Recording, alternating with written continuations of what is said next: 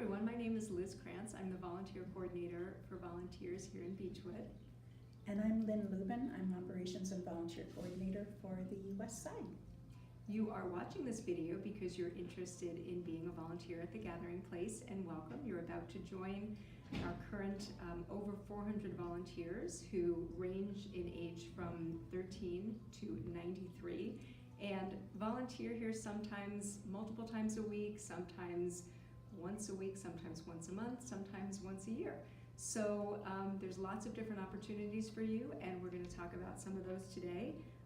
One of the things that we will offer once you're a volunteer is access to our volunteer discussions. So we try to have those every 6 to 8 weeks, is that right? Mm-hmm. And then we bring you something about the Gathering Place to learn about, one of our programs or services, a new staff member perhaps, and also gives you a chance to meet some of the other volunteers. It's a wonderful community, and we welcome you.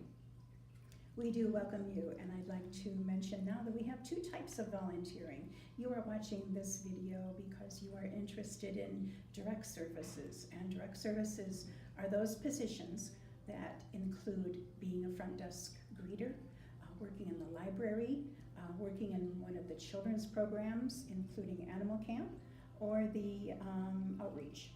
So with those positions, it does necessitate a training, and then after the basic videos that you're watching now, you will go into a specific training for each of those positions.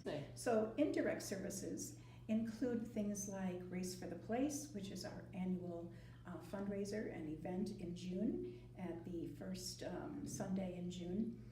We have special events, baking, snacks, working clerical, data entry, working in the garden on the east side. We no longer have a garden on the west side. And playroom supervision. Anything I left out, Liz? Well, I just wanted to point out that when you do come to a training after this for either outreach, front desk, children's programs, or library volunteering, those will be smaller group trainings based on your interest, and those will be live, and they will be at either the Gathering Place in Beechwood or the Gathering Place in Westlake. Wherever your preference is for working. Or out in the community if you're doing outreach. I also wanted to point out that once you are training to be a volunteer, we never throw you out there and say, okay, good, go. We make sure that you're trained enough. So if you're at the front desk, you'd be with a front desk volunteer, being alongside with them for a few sessions before we would let you do that on your own or check in with you to see if you were ready for that. Outreach, we'd be sending you out into the community to observe some outreach events and then come in for a training. Library, you'd be working directly with their medical librarian, Eileen Cohn, and if you were doing children's programs, you'd be working alongside our staff, so you would know what to do. And Animal Camp has a specific training that goes with that as well. Moving on, volunteer expectations. So we would like you to dress comfortably and casually, but make sure that you're neat. We ask you to refrain from wearing anything with fragrances when you're volunteering.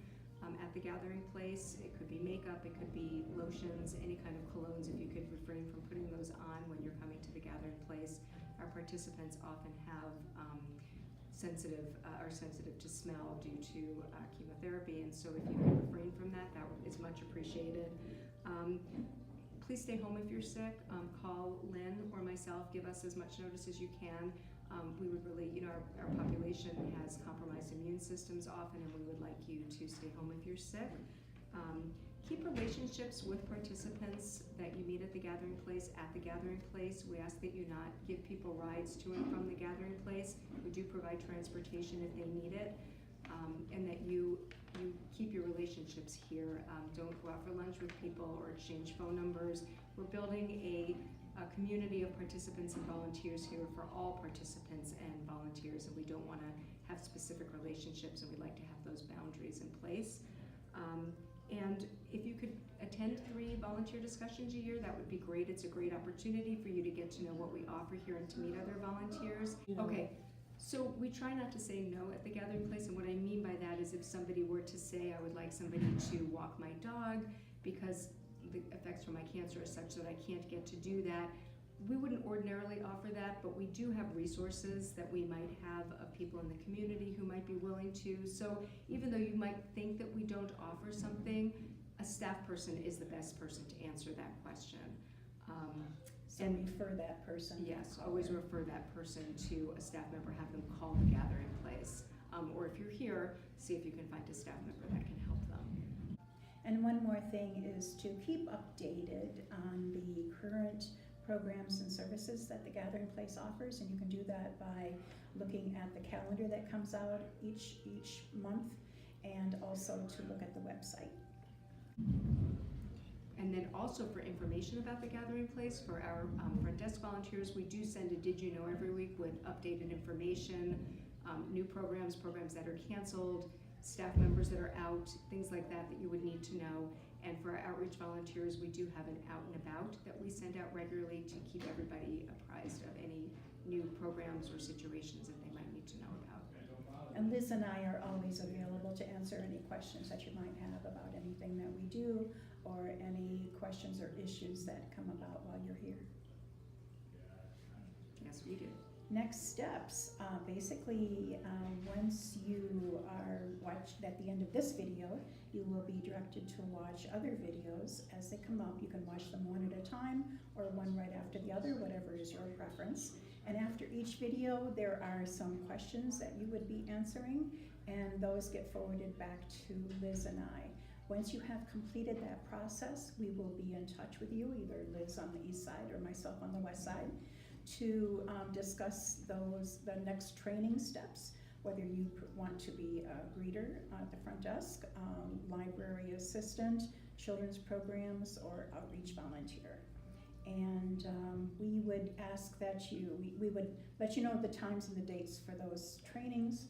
And then indirect services, we do not need you to complete any training for those. You may indicate any interest in any one of those things, and you can do both or one or the other. So it's your preference. We ask you to join us in whatever your preference is and what your interest is. So the indirect services, we would say basically to just watch for an email from us.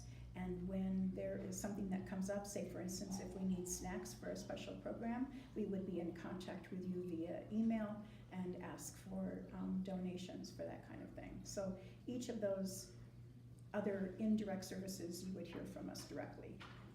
And just to add one more thing, we would encourage you may not even know right now exactly what you're interested in doing. So please try things, be in touch with Lynn and I, that's what we're here for. Let us know if things are working for you, if you were interested in the front desk and you go through the training, but then that's not exactly what you thought it might be and you would prefer to try outreach or something else. Always, that's what Lynn and I are here for. We want the experience to be a good one for you. Always let us know if there's something else you want to try, and we'll keep in touch with you too to make sure it's a good fit. We want you to be happy and be satisfied in your position.